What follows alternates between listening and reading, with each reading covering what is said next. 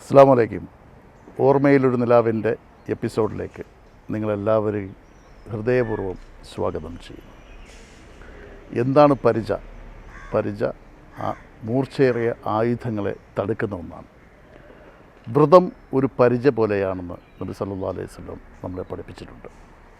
വ്രതമനുഷ്ഠിക്കുന്ന ഒരാൾ പിശാചുക്കളുടെ ആക്രമണങ്ങളിൽ വലഞ്ഞ് നേർമാർഗത്ത് നിന്ന് ചീത്തയായ മാർഗത്തിലേക്ക് നയിക്കുന്ന നമ്മളെ ആക്രമിക്കപ്പെടുന്ന പിശാചുക്കളിൽ നിന്നുള്ള പരിചയാണ് വ്രതം അനുഷ്ഠിക്കുക എന്ന് പറയുന്നത്. തീർച്ചയായിട്ടും ഒരു നോമ്പുകാരനെ സംബന്ധിച്ചിടത്തോളം അവൻ്റെ ഒരു റമദാൻ മാസം മുതൽ അടുത്ത റമദാൻ മാസം വരെ തിന്മകളിൽ നിന്ന് അകറ്റി നിർത്തപ്പെടണമെങ്കിൽ ഈ പരിച നമുക്ക് ആവശ്യമുണ്ട്. ഏതൊരു ആയുധത്തെയും തടുക്കാനുള്ള പരിച തന്നെയാണ് നോമ്പെന്ന് പുണ്യ റസൂൽ നമ്മളെ പഠിപ്പിക്കുകയാണ്. കാരണം മറ്റൊന്നുമല്ല, തീർച്ചയായിട്ടും ഒരു നോമ്പുകാരൻ അവൻ്റെ വാക്കുകൾ, അവൻ്റെ പ്രവൃത്തികൾ, അവൻ്റെ ഹൃദയം മുഴുവൻ ശുദ്ധമായിരിക്കണമെന്ന് നമ്മളെ നബി സല്ലല്ലാഹു അലൈഹി വസല്ലം പഠിപ്പിച്ചുകൊണ്ടേയിരിക്കുന്നു. ഖുർആൻ വചനങ്ങളും അതുകൊണ്ട് സൂക്ഷ്മത പാലിക്കുക, അത് നമ്മുടെ തഖ്വ അതാണ് എന്നാണ് നമ്മളെ പഠിപ്പിച്ചുകൊണ്ടിരിക്കുന്നത്. തീർച്ചയായും ഓരോ ഇസ്ലാമിനെ സംബന്ധിച്ചിടത്തോളം അവൻ ക്ഷമയെ പരിശീലിക്കുന്നതും ഈ നോമ്പ് കാലത്താണ്. ആരെങ്കിലും ഒരു നോമ്പുകാരനുമായി ഷണ്ഠ കൂടാൻ വന്നാൽ പോലും ഞാനൊരു നോമ്പുകാരനാണെന്ന് പറഞ്ഞ് ഒഴിഞ്ഞു മാറണമെന്നും നബിവചനം നമ്മളെ ഓർപ്പിച്ചുകൊണ്ടേയിരിക്കുന്നു. തീർച്ചയായിട്ടും ഈ വ്രതം നമുക്ക് ഓരോരുത്തർക്കും ജീവിതത്തിൽ ഒരു പരിചയമാക്കി മാറ്റാം. പിശാചുക്കൾ ഏത് രീതിയിൽ വേണമെങ്കിലും ദുർപ്രവർത്തികളിലേക്ക്, അസാൻമാർഗ മാർഗത്തിലേക്ക് നമ്മളെ നയിച്ചു കൊണ്ടിരിക്കും. അവൻ്റെ രീതി, അവൻ്റെ ചിന്ത, അവനെല്ലാം മനുഷ്യ സമൂഹത്തെ ദൈവത്തിൽ നിന്ന് അകറ്റുവാൻ വേണ്ടിയുള്ളത് മാത്രമാകുന്നു. ഇത് ആദം നബി അലൈഹി സ്വലാമത്തിൻ്റെ കാലത്ത് വിലക്കപ്പെട്ട കനി ഭക്ഷിച്ച ഹവ്വയെയും ഹവ്വ റളിയല്ലാഹു അൻഹയെയും ആദം നബി അലൈഹി സ്വലാമിനെയും സ്വർഗത്തിൽ നിന്ന് ഭൂമിയിലേക്ക് വിട്ടത് ഈ പിശാചിൻ്റെ ദൂർചെയ്തികൾ കൊണ്ട് മാത്രമാണ്, അവൻ്റെ അവബോധം കൊണ്ടാണ്. തീർച്ചയായിട്ടും അത്തരം പിശാചുക്കൾ ഇന്നും സമൂഹത്തിലുണ്ട്, പല രൂപത്തിൽ, പല ഭാവത്തിൽ. അത്തരം പിശാചുക്കളിൽ നിന്ന് നമ്മൾ രക്ഷ നേടണമെങ്കിൽ വ്രതം എന്ന ഈ പരിച നമ്മൾ എപ്പോഴും കയ്യിൽ കൊണ്ടു നടക്കുക വേണം. തീർച്ചയായിട്ടും തിന്മാർഗങ്ങളിൽ നിന്നുള്ള പരിചയമായിട്ട് ഈ വ്രതം നമ്മൾ അനുഷ്ഠിക്കുമ്പോൾ തന്നെ ഒരു റമദാൻ മാസം മുതൽ അടുത്ത റമദാൻ മാസം വരെ ഈ പരിച നമുക്കൊരു കവചമായിരിക്കട്ടെ. നിങ്ങളെയും എന്നെയും തീർച്ചയായിട്ടും സൂക്ഷ്മതയോടെ ജീവിക്കാൻ അല്ലാഹു സുബ്ഹാനഹു വ തആല അനുഗ്രഹം ചെയ്യുമാറാവട്ടെ.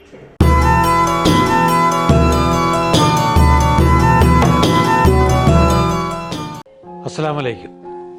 ഓർമ്മയിലൊരു നിലാവ് ഇന്നത്തെ എപ്പിസോഡ് ആരംഭിക്കുന്നത് റിയാദിലെ പ്രധാനപ്പെട്ട ഒരു വ്യക്തിത്വം എൻ്റെ കൂടെയുണ്ട്. ക്ഷേത്രങ്ങളുടെ നാടായ ഹരിപ്പാട്, മലയാള സിനിമയ്ക്ക് ഒട്ടേറെ കലാകാരന്മാരെ സംഭാവന ചെയ്ത ഹരിപ്പാട്.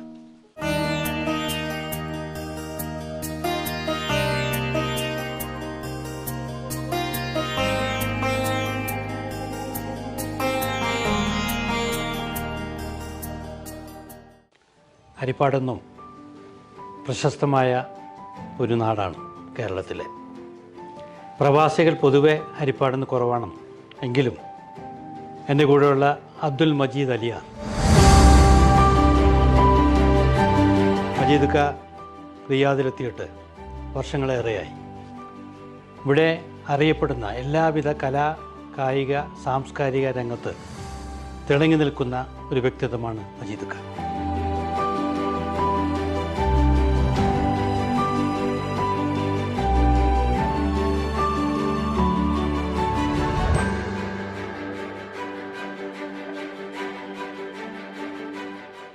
ഈ പരിപാടിയിൽ, ഇന്നത്തെ എപ്പിസോഡിൽ അദ്ദേഹത്തെ പരിചയപ്പെടുത്തുമ്പോൾ അഭിമാനമുണ്ട്. വളരെ ആദരവോടെ, സ്നേഹത്തോടെ മജീദ് ഖായെ നമുക്ക് ഇന്നത്തെ എപ്പിസോഡിലേക്ക് സ്വാഗതം ചെയ്യാം. അസ്സലാമു അലൈക്കും. വലൈക്കും സലാം. ഞാനിവിടെ റിയാദിൽ വന്ന് പലരുമൊക്കെ ആയിട്ട് പരിചയപ്പെട്ടപ്പോൾ കേട്ടൊരു പേരാ മജീദ് ഖാൻ. കാരണം വർഷങ്ങളേറെയായി അല്ലേ ആയി. നിറഞ്ഞു നിൽക്കാൻ ഇവിടെ ഇരിക്കുന്ന മൊമെൻ്റൊക്കെ കണ്ടാൽ തന്നെ അറിയാം. ഒരുപാട് മൊമെൻറ്റോസും ജനങ്ങളുമായിട്ട് ഇടപഴകി പരിചയമുള്ള ഒരാൾ അല്ലേ. അതെ. എത്ര വർഷങ്ങൾക്ക് മുമ്പാണ്? 45 കഴിഞ്ഞു. 45 വർഷം ഇവിടെ എത്തിയിട്ട്. 45 വർഷം എന്ന് പറയുമ്പോൾ ജീവിതത്തിൻ്റെ ഒരു പ്രധാന ഭാഗം ഇനിയും കിടക്കണ ജീവിതം ഇൻഷാ അല്ലാഹ്. അപ്പോൾ 45 വർഷത്തിന് മുമ്പ് എങ്ങനെ എവിടെയാണ് വന്നത്? ആദ്യം ഗൾഫിലോട്ട് വരാനുള്ളൊരു കാരണമൊക്കെ ഒന്ന് വിശദീകരിക്കാമോ? നാട്ടിൽ നിന്ന് ആദ്യം ഞാൻ തുടങ്ങുന്നതെന്ന് പറഞ്ഞാൽ എൻ്റെ ഒരു സുഹൃത്ത് ബോംബെയിൽ ട്രാവൽസ് നടത്തുന്നുണ്ട്.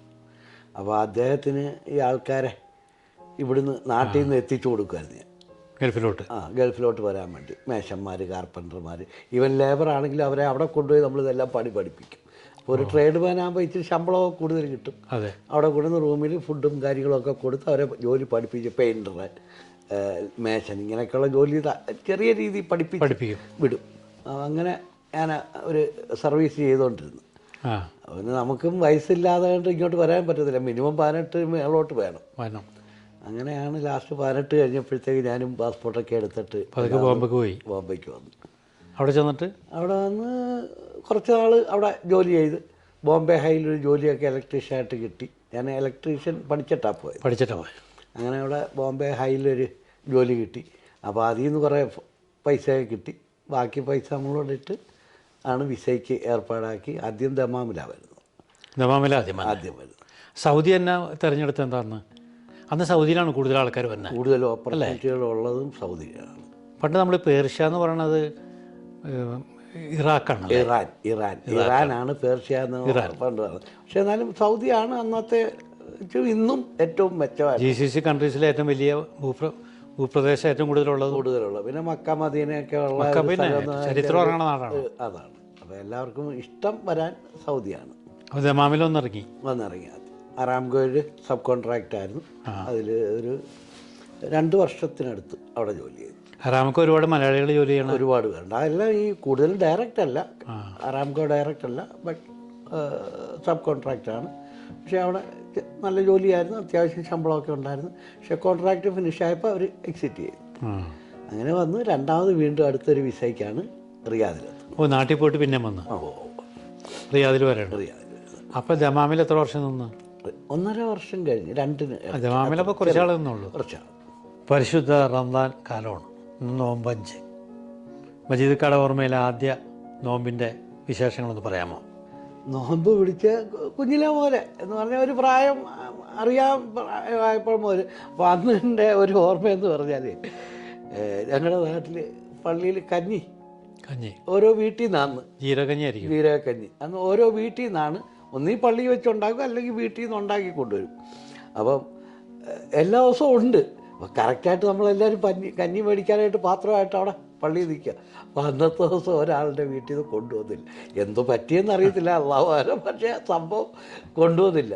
നമ്മളെല്ലാവരും കൂടെ ജാഥയായി പാത്രം വെച്ചുണ്ട്. അതിനൊരു പേരുമൊക്കെ പറഞ്ഞ് നമ്മളങ്ങനെ അവിടെ അതൊരു ഓർമ്മയാണ്. ഭയങ്കര സംഭവം അത്. നോമ്പ് ചെറുപ്പകാലം തൊട്ട് നോമ്പ് നോമ്പിനെ കുറിച്ച് നമുക്ക് നമ്മുടെ വർത്തമാനം കേട്ടുകൊണ്ടിരിക്കുന്ന പ്രേക്ഷകർക്ക് വേണ്ടി എന്താ പറയാനുള്ളത് നോമ്പിനെ കുറിച്ച്? നോമ്പ് നമ്മൾ പിടിക്കുക എന്ന് പറഞ്ഞാൽ നമ്മുടെ ശരീരത്തിന്, നമ്മൾ 365 ദിവസവും നമ്മൾ ഒരു വർഷത്തിൽ അതിൽ 30 ദിവസം നമ്മൾ നോമ്പ് പിടിക്കുക. നമ്മുടെ ശരീരത്തിൻ്റെ എല്ലാ ഭാഗങ്ങളും അറിയും. ആഹാരം കഴിക്കുന്നതും മനുഷ്യൻ്റെ വിശപ്പിനെ കുറിച്ചാണെങ്കിലും എല്ലാ രീതിയിലും അത് നമുക്ക് ഭയങ്കര ആഹ്ലാദവും സന്തോഷവും.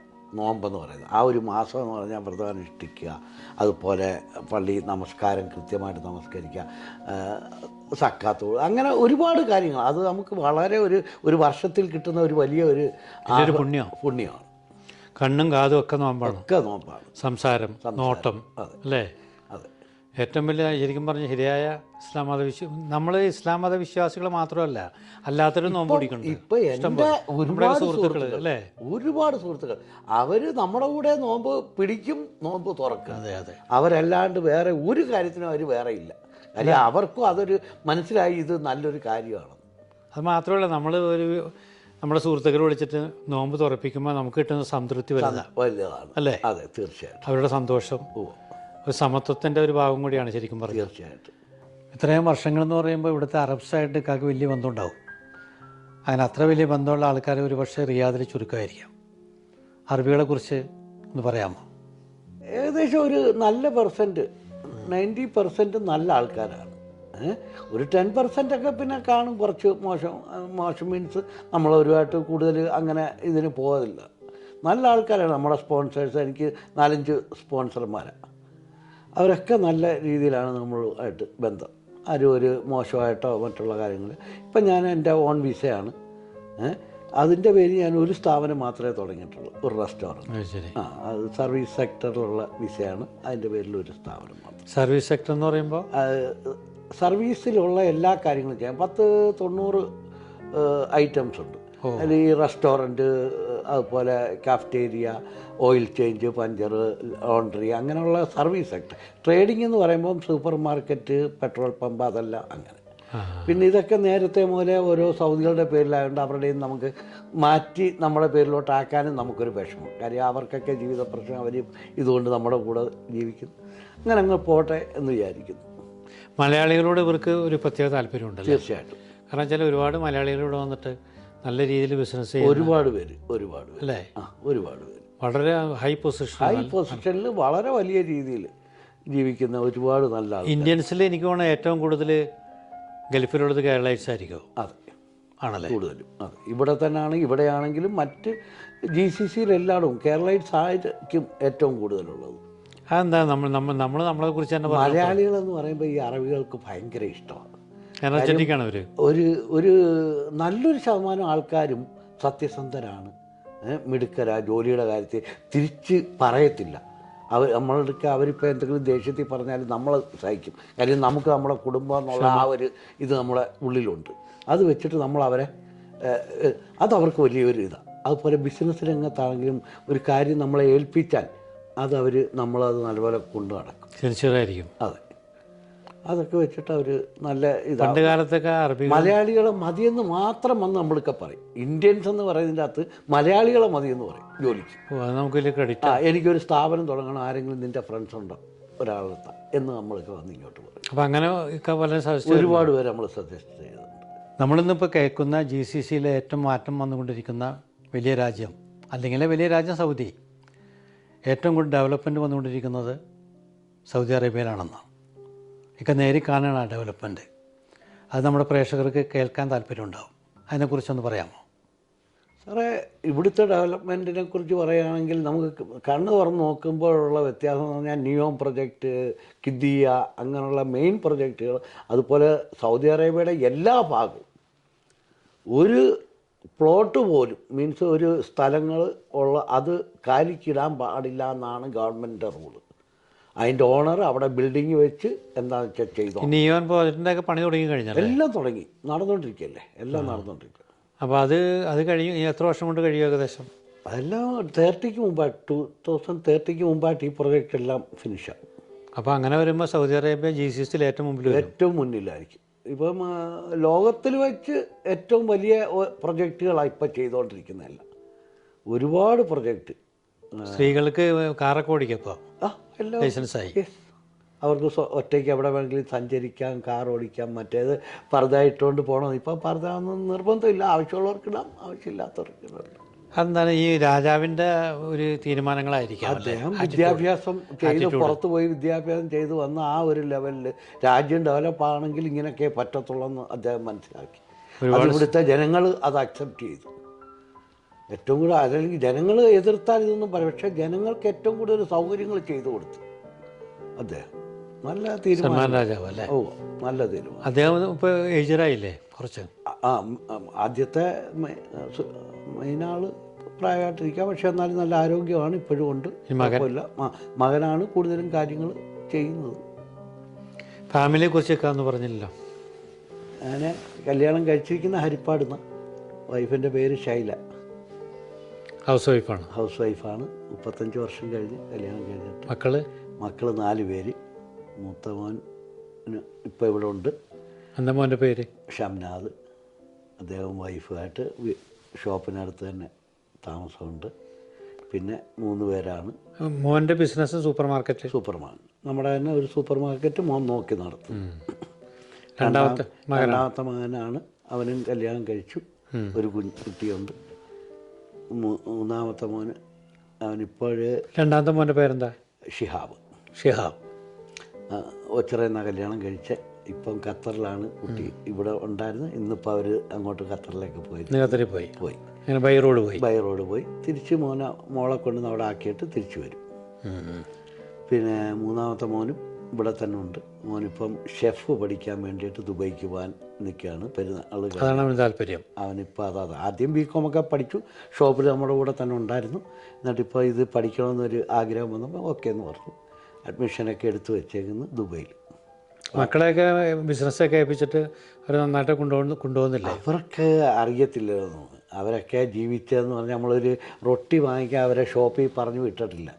വിദ്യാഭ്യാസം കഴിഞ്ഞ് വന്നു. അവരെ നമ്മൾ ബിസിനസ്സിലോട്ട് നോക്കി. പക്ഷെ അത്ര സക്സസ് ആയിട്ട് വന്നില്ല. അവരൊന്നും കൂടെ ഇനി എക്സ്പീരിയൻസ് ഒക്കെ ആട്ടെ. നാളെ ഇനി വീണ്ടും അവരെ എക്സ്പീരിയൻസ് കൊണ്ട് പിന്നെ ബെറ്റർ ആവും. കുറച്ചും കൂടെ അവർ മനസ്സിലാക്കട്ടെ. അപ്പോൾ അതുകൊണ്ട് ഇപ്പോൾ തൽക്കാലം വീണ്ടും ഞാൻ ഹോൾഡ് ചെയ്ത് നിൽക്കുകയാണ്. എന്താ വെച്ചാൽ മക്കളൊക്കെ വലുതാകുമ്പോൾ അവർ കഷ്ടപ്പാടൊന്നും കണ്ടിട്ടില്ല. അവർ ഇതൊന്നും മനസ്സിലാക്കിയിട്ടില്ല, അറിയത്തില്ലല്ലോ അവർക്ക്. അതെ. എന്നാലും കുഴപ്പമില്ല, അൽഹംദുലില്ലാ. മക്കളെ നമുക്ക് മക്കൾ തന്നെ. എന്തായാലും നമുക്ക് തീർച്ചയായിട്ടും നമുക്ക് ഈ മണ്ണ് എന്തായാലും മലയാളികൾക്ക് ഏറ്റവും ഐശ്വര്യവും ശരിക്കും പറഞ്ഞ് മേയാൻ പറ്റിയ സ്ഥലമാണ് അല്ലേ? ഏറ്റവും ഭാഗ്യമാണ് നമുക്ക്. അങ്ങനെ നമ്മുടെ സംസാരം കേട്ടുകൊണ്ടിരിക്കുന്ന ഒരുപാട് പേരുണ്ടാവും. അവർക്ക് ഒരു ഉപദേശം കൊടുക്കാൻ പറ്റും. അത്രയും എക്സ്പീരിയൻസ്ഡാണ്. 45 വർഷം ഗൾഫിൽ താമസിക്കാന്ന് പറഞ്ഞാൽ ചെറിയ കാര്യമൊന്നുമല്ല. തീർച്ചയായിട്ടും പുതിയ പിള്ളേർ ഇതിലോട്ട് വരാൻ താല്പര്യമുണ്ടെങ്കിൽ അവർക്ക് ഇതിന് എത്രത്തോളം പറയാൻ ഇത് ഉള്ളത്, ആരായാലും വന്നാൽ സത്യസന്ധത ഒന്നാണ്. രണ്ടാമത് നമ്മൾ അധ്വാനിക്കണം നല്ലപോലെ. നമുക്ക് ഒരു ഭാഗത്ത് എത്തണമെന്നുണ്ടെങ്കിൽ നമ്മളിപ്പോൾ ഒരു കമ്പനിയിലായാലും ഏത് ജോലി ആയാലും അത് നമ്മൾ ആത്മാർത്ഥമായിട്ട് ചെയ്യുക. അപ്പോഴേ നമുക്ക് അവർ അതിനനുസരിച്ച് നമ്മളെ മുന്നോട്ട് കയറ്റി വിടും. ഒന്നുകിൽ അങ്ങനെ, അല്ലെങ്കിൽ നമുക്ക് സ്വന്തമായിട്ട് എന്തെങ്കിലും ചെയ്യാനോ എടുക്കാനോ ഒക്കെയുള്ള സൗകര്യം വരണമെങ്കിൽ ആദ്യം നമ്മുടെ മനസ്സ് ക്ലിയർ ആയിരിക്കണം. നമ്മൾ ചെയ്യുന്ന ജോലി കൃത്യമായിരിക്കണം. അത് ആരുടെ കൂടെ നിന്നാലും. തീർച്ചയായിട്ടും. എന്തായാലും മജീദ്ക്കായിട്ട് ഈ എപ്പിസോഡിൽ മജീദ് ഖാനെ കിട്ടിയതിൽ വലിയ സന്തോഷം. കാരണം ഒരുപാട് അനുഭവ സമ്പത്ത്. അത് പറഞ്ഞാൽ നമുക്ക് 1-2 എപ്പിസോഡ് പറഞ്ഞാലൊന്നും തീരില്ല. ഒരുപാട് കാര്യങ്ങളുണ്ട്. എന്തായാലും സമയ കുറവുകൊണ്ട് ഞാനിവിടെ വെച്ച് നിർത്തുകയാണ്. ഒരുപാട് സന്തോഷം. ഇനിയും കാണണം. ഇനിയും ഒരുപാട് തീർച്ചയായിട്ട് പോട്ടെ. Okay, thank you. മജീദ്ക്കായിട്ടുള്ള അഭിമുഖം ഇവിടെ പൂർണ്ണമാകുകയാണ്. ഇത് ഒരു പക്ഷേ നിങ്ങൾക്ക് ഒരു പാഠപുസ്തകമായിരിക്കും. കാരണം ഇത്രയും അനുഭവ സമ്പത്തുള്ള ഒരു പ്രവാസിയെ ഞാൻ ഇതിനു മുമ്പ് നിങ്ങളുടെ മുന്നിൽ പരിചയപ്പെടുത്തിയിട്ടില്ല. അദ്ദേഹം പറഞ്ഞ ഓരോ വാക്കുകളും കഴിഞ്ഞുപോയ കാലത്തെക്കുറിച്ചും എല്ലാം ഒരു പാഠപുസ്തകം തന്നെയാണ്. ഇനിയും ഒരുപാട് വിവരങ്ങൾ ഉണ്ടാകട്ടെ. ഞാൻ അടുത്ത എപ്പിസോഡിൽ മറ്റൊരു അതിഥിയുമായിട്ട് വരും. അതുവരെ സലാം.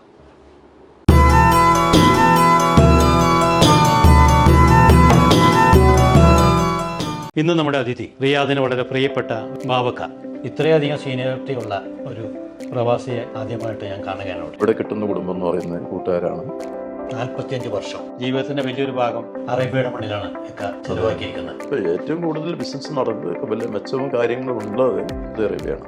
അസ്സലാമു അലൈക്കും. ഓർമ്മയിൽ ഒരു നിലാവ്. ഇന്നത്തെ എപ്പിസോഡ് ആരംഭിക്കുന്നത് സൗദി അറേബ്യയുടെ മണ്ണായ റിയാദ് എന്ന വൻ നഗരത്തിൽ നിന്നുമാണ്. ഇന്ന് നമ്മുടെ അതിഥി റിയാദിന് വളരെ പ്രിയപ്പെട്ട ഒരു വ്യക്തിത്വമാണ് ബാവക്ക നമ്മുടെ കേരളത്തിൽ മലപ്പുറം ജില്ലയിലെ വെളിമുക്ക് സ്വദേശിയാണ്. അദ്ദേഹം ദീർഘകാല പ്രവാസി പാരമ്പര്യമുള്ള ഒരു വ്യക്തിത്വമാണ്.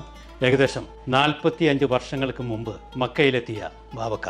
ഓർമ്മയിലൊരു നിലാവിൽ ഒരുപാട് വിശേഷങ്ങൾ ഓർമ്മയിൽ നിന്നും എടുത്ത് അദ്ദേഹത്തിന് പറയുവാനുണ്ടാകും. വളരെ സ്നേഹത്തോടെ ആദരവോടെ നമുക്ക് ബാവക്കയെ ഈ എപ്പിസോഡിലേക്ക് സ്വാഗതം ചെയ്യാം. അസ്സലാമു അലൈക്കും. ഒരുപാട് സന്ദേശമുണ്ട് പ്രേക്ഷകർക്ക് ബാവക്കാനെ പരിചയപ്പെടുത്താൻ. കാരണം പ്രവാസിയുടെ ഒരുപാട് പേരുമായിട്ട് ഞാനിവിടെ വന്ന് പരിചയപ്പെട്ടു റിയാദിൽ. പക്ഷേ ഇത്രയധികം സീനിയോറിറ്റി ഉള്ള ഒരു പ്രവാസിയെ ആദ്യമായിട്ട് ഞാൻ കാണുകയാണ് ഇവിടെ. 45 വർഷം ജീവിതത്തിന്റെ വലിയൊരു ഭാഗം ജനിച്ച മണ്ണിലല്ല, അറേബ്യയുടെ മണ്ണിലാണ് ചെലവാക്കിയിരിക്കുന്നത്. അല്ലേ? അപ്പോൾ ഈ ഓർമ്മയിൽ ഒരു നിലാവിൽ ഒരുപാട് വിശേഷങ്ങൾക്കാക്ക് ഓർമ്മയിൽ നിന്നെടുത്ത് പറയാനുണ്ട്. എങ്ങനെയാണ് ഇപ്പോൾ നമ്മൾ ഇരിക്കുന്നത്? പരിശുദ്ധ റമളാൻ മാസത്തിലാണ്. രണ്ടുപേരും നോമ്പിലാണ്. അതെ അതെ. അപ്പോൾ അതിൻ്റെ ഒരു ആത്മീയ സുഖം വേറെ. അപ്പോൾ നമുക്ക് അവിടെ നിന്ന് തുടങ്ങണം, നോമ്പിൽ നിന്ന് തുടങ്ങണോ, അതോ നമുക്ക് ഗൾഫിലോട്ട് എത്തിയ അവിടെ നിന്ന് തുടങ്ങണം? എങ്ങനെയാണ് സംസാരം തുടങ്ങേണ്ടത്? നമുക്ക് നോമ്പിൻ്റെ അവിടെ നിന്ന് തുടങ്ങാം. നമുക്ക് അങ്ങോട്ട് പോകുമ്പോൾ പിതാവിനെയും മാതാവിനെയൊക്കെ ആയിരിക്കും ഓർമ്മ, ഉമ്മ വാപ്പ, ആദ്യകാലത്തെ നോമ്പ് ഓർമ്മകൾ, വീട്ടിലെ അന്തരീക്ഷം അല്ലേ? അതെ അതെ. അതിനെക്കുറിച്ച് നിങ്ങൾക്ക് ഒന്ന് വിശദീകരിക്കാമോ? വീട്ടിലെ അന്തരീക്ഷം എന്ന് പറഞ്ഞാൽ വളരെ നമ്മുടെ ചെറുപ്പത്തിലൊക്കെ എന്ന് പറഞ്ഞാൽ റംസാൻ വരിക എന്ന് പറഞ്ഞാൽ തന്നെ ഒരു ആവേശമുള്ള കാര്യമാണ്. പിന്നെ തറാവി കഴിഞ്ഞ് വരിക, അതുമാതിരി തന്നെ നോമ്പ് തുറക്കുന്ന സമയം, നോമ്പ് തുറക്കുന്ന സമയത്താണ് അതിൻ്റെ ഒരു എന്താ ചുറ്റുവട്ടത്തിൽ കുട്ടിക്കാലാവുമ്പോൾ ക്ലൈമാക്സ് അവിടെയാണ്. രാവിലെ അത്താഴത്തിന് എഴുന്നേക്കും, അത്താഴം കഴിഞ്ഞ് നേരെ പള്ളിയിൽ പോയി തിരിച്ചു വരുന്ന കുറച്ച് ഓതും, ഖുർആൻ ഓതുന്നു. അത് കഴിഞ്ഞ് ഒരു ചട്ട രൂപത്തിലാണ് നമ്മളെ ചെറുപ്പത്തിലൊക്കെ പോയിരുന്നത്, ചിട്ടയോടുകൂടി. അത് ക്ലിയർ ആയിട്ട് പോരുമ്പോൾ എന്ത് ചെയ്യും, വൈകിട്ടാവുമ്പോൾ നോമ്പ് തുറക്കുന്ന ഒരു സംവിധാനം, തറാവിക്ക് പോകുന്ന സംവിധാനം. അത് കഴിഞ്ഞ് തിരിച്ചു വന്ന് വീട്ടിലെ അത്താഴം കഴിച്ച് ഭക്ഷണം കഴിച്ചിട്ട് നമ്മൾ കിടന്നുറങ്ങുന്നു, എല്ലാവരും കൂടിയിട്ട്. അതായത് ഉമ്മ വാപ്പ ജോഷാനിയന്മാര് പെങ്ങന്മാര് ഇവരെല്ലാവരും കൂടി ചേർന്ന്, സഹോദരിമാർ എല്ലാവരും കൂടി ചേർന്നിട്ടുള്ളൊരു ചുറ്റുപാടാണ് ആ സമയത്ത്. ഗൾഫിൽ എന്ന് പറയുമ്പോൾ നമ്മളൊരു യഥാർത്ഥത്തിൽ കൂട്ടുകാരാണ്. അവിടുന്ന് ഉമ്മയും ബാപ്പയൊക്കെ മാറിയെന്നു, കുടുംബങ്ങൾ ഏകദേശം മാറിയെന്നു. പിന്നെ ഇവിടെ കിട്ടുന്ന കുടുംബം എന്ന് പറയുന്നത് കൂട്ടുകാരാണ്. അതുമാതിരി നമ്മൾ ആരായിട്ടാണോ ബന്ധപ്പെടുന്നത് വെച്ചാൽ അവരൊക്കെയാണ് പിന്നീട് നമുക്ക് കിട്ടുന്ന ആ റിലേഷൻഷിപ്പ്. ആ സമയങ്ങളിൽ നമ്മൾ ബന്ധപ്പെടുന്നവരായിരിക്കും. അതാണ് ആ ഒരു ഇതെന്ന് പറഞ്ഞാൽ ഗൾഫിനെ സംബന്ധിച്ചിടത്തോളം റംസാൻ ഏറ്റവും കൂടുതൽ ബുദ്ധിമുട്ടില്ലാത്ത, ക്ഷീണം തോന്നിക്കാത്ത ഗൾഫാണ്. കാരണം എന്താ വെച്ചാൽ എല്ലാവരും ഇഷ്ടപ്പെടുക അങ്ങനെയാണ്. കാരണം എന്ന് പറഞ്ഞാൽ ഉറങ്ങാനുള്ള സമയം കിട്ടും. പിന്നെ ഫുഡ്, രാത്രി പകൽ ചെയ്തിരുന്ന ജോലി രാത്രിയിലേക്ക് മാറ്റുന്നവരുണ്ട്. രാത്രി ഒരു 6 വരെ യസാസര കഴിഞ്ഞിട്ട് പിന്നെ രാവിലെ വരെ ഉണ്ട്, അല്ലെങ്കിൽ 1 മണി വരെ കാണും, അല്ലെങ്കിൽ 2 മണി വരെ, അല്ലെങ്കിൽ 3 മണി വരെ. അങ്ങനെയാണ് ഇവിടെ. നാട്ടിൽ അതല്ല, 12 ഒരു 10 മണി കഴിഞ്ഞാൽ എല്ലാവരും കിടന്നുറങ്ങും. ഇവിടെ നേരെ തിരിച്ചാണ് വരുന്നത്. പിന്നെ ക്ഷീണത്തിന്റെ കുറവ്, ഇങ്ങനെയൊക്കെയുള്ള കാര്യങ്ങൾ ഇവിടെ ഉണ്ട്. AC to AC ആണെങ്കിലും അല്ലെങ്കിലും അത് ഉണ്ട്. ബിസിനസ്സിലോട്ട് 1984 എന്തായിരുന്നു ആദ്യം തുടങ്ങിയ ബിസിനസ് എന്ന് പറഞ്ഞാൽ ചെറിയ സ്റ്റോർ ആയിരുന്നു, വക്കാല എന്ന് പറയും. അതുമാതിരി തന്നെ അതോട് പിന്നെ ഒരു 1, 2, 3, 4 അങ്ങനെയുള്ള ഇതിലേക്ക് പോയി. പിന്നെ കുറച്ച് തുണി ഫീൽഡ് ഉണ്ടായിരുന്നു, ടെക്സ്റ്റൈൽസ്. അത് കഴിഞ്ഞ് പിന്നെ റെസ്റ്റോറൻറ്റ് ഫീൽഡ്. അങ്ങനെ അതിൽ നിന്ന് നേരെ ലാസ്റ്റ് മറ്റുള്ള ഷോപ്പുകളൊക്കെ ഒഴിവാക്കിയിട്ട് പിന്നെ ഇത് മാത്രമായിട്ട് ഒരു ഹോൾസെയിലേക്ക് ചിന്തിച്ചു. ആ ഹോൾസെയിലാണ് ഇപ്പം വലിയൊരു ഹോൾസെയിൽ സെറ്റപ്പിനാണ് ഉള്ളത്. ഇവിടെ ഇപ്പൊ എന്തൊക്കെയാണ് ഐറ്റംസ്? എങ്ങനെയാണ് ഇതിനെ ഇമ്പോർട്ട് ചെയ്യണോ? ഇമ്പോർട്ട് ചെയ്യുന്നുണ്ട്. അരികളുണ്ട്, ചായപ്പൊടിയുണ്ട്, ജ്യൂസുകളുണ്ട്, അങ്ങനെയുള്ള പപ്പടമുണ്ട്, ബിയറുണ്ട്. എല്ലാ ഫുഡ് ഐറ്റം ഇല്ലാത്തതുകൊണ്ട് നമ്മൾ ഇതുവരെ ഇത് ചെയ്തിട്ടില്ല. എവിടെ നിന്നൊക്കെ ഇമ്പോർട്ട് ചെയ്യുന്ന സാധനങ്ങൾ? പാകിസ്ഥാനിലുണ്ട്, തായ്ലൻഡ് ഉണ്ട്. പാകിസ്ഥാനിൻ്റെ റൈസാണ്. പിന്നെ ഇന്തോനേഷ്യൻ്റെ ഉണ്ട്, ഗ്രാമ്പൂ, ഇൻമൂൺ എന്ന് പറഞ്ഞ ഈ പട്ട ഉണ്ടല്ലോ, പട്ട. അതുമാതിരി തന്നെ കോക്കനട്ട് പൗഡർ. പിന്നെ നമ്മളിവിടെ ടിൻ ഫുഡുകളുണ്ട്. അതിൽ പൊതുവെ മലയാളികൾ ഒരുപാട് പേര് ബിസിനസ് ചെയ്യുന്നുണ്ടല്ലേ? കണ്ടമാനം പേരുണ്ട്. അപ്പോൾ ഇവിടെ ഒരു ബിസിനസ് ചെയ്യാൻ പറ്റിയ മലയാളിക്ക് പറ്റിയൊരു മണ്ണാണ്. അതെ.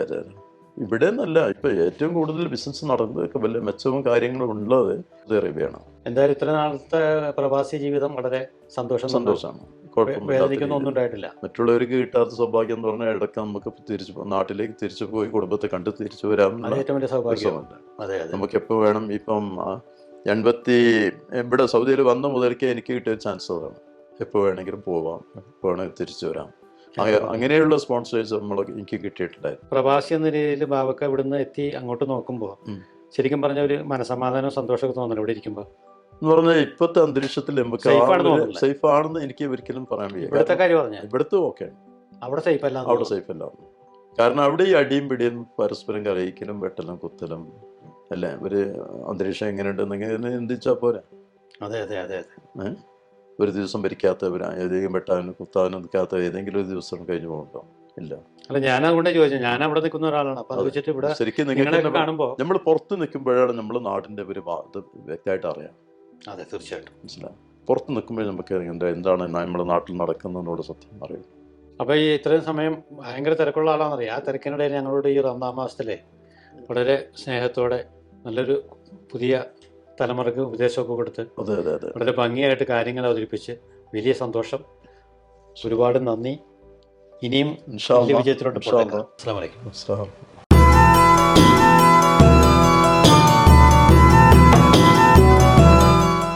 അസ്സലാമു അലൈക്കും. റിയാദ് നഗരത്തിൽ ഞങ്ങളിപ്പോൾ എത്തിയിരിക്കുന്ന പപ്പ പെരിന്തൽമണ്ണ ഏരിയ പ്രവാസി അസോസിയേഷൻ ഈ പപ്പയുടെ ഇഫ്താർ വിരുന്നിനെ പങ്കെടുക്കാൻ വേണ്ടിയിട്ടാണ്. ഒരുപാട് ജാതിയില്ല, മതമില്ല, എല്ലാവരും ഒത്തൊരുമിക്കുന്ന വലിയൊരു സൗഹൃദ കൂട്ടായ്മയാണ് പപ്പ. ഇവിടുത്തെ പ്രവാസികൾക്ക് വേണ്ടി ഒരുപാട് നല്ല കാര്യങ്ങൾ ചാരിറ്റിയുമായി ബന്ധപ്പെട്ട് ഒട്ടേറെ കാര്യങ്ങൾ ചെയ്യുന്ന വലിയൊരു സംഘടന, അറിയപ്പെടുന്ന സംഘടനയാണ് പപ്പ.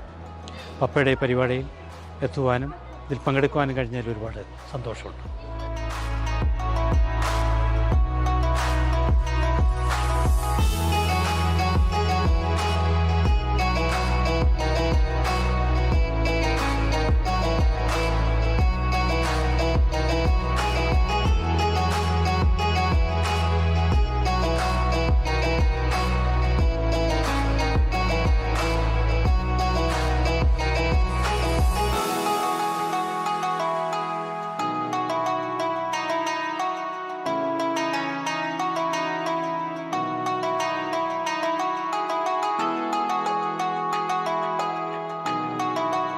അസ്സലാമു അലൈക്കും വറഹ്മത്തുള്ളാഹി വബറകാതുഹു.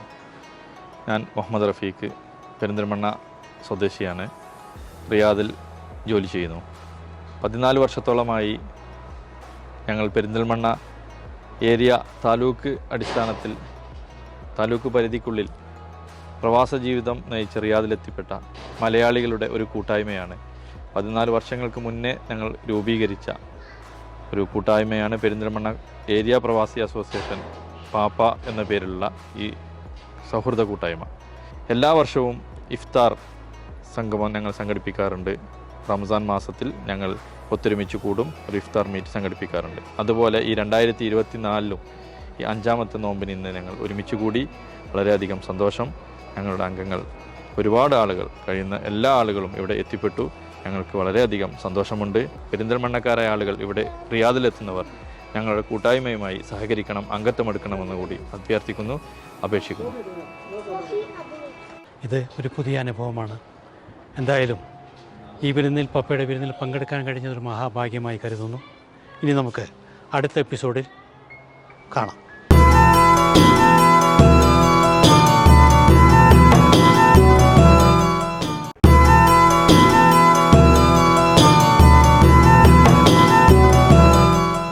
ഓർമ്മയിലൊരു നിലാവിൻ്റെ ഈ എപ്പിസോഡ് ഇവിടെ പൂർണ്ണമാവുകയാണ്. മറ്റൊരു എപ്പിസോഡുമായി ഇൻഷാ അല്ലാഹ് ഞാൻ നിങ്ങളുടെ മുന്നിൽ നാളെ എത്തും. അസ്സലാമു അലൈക്കും.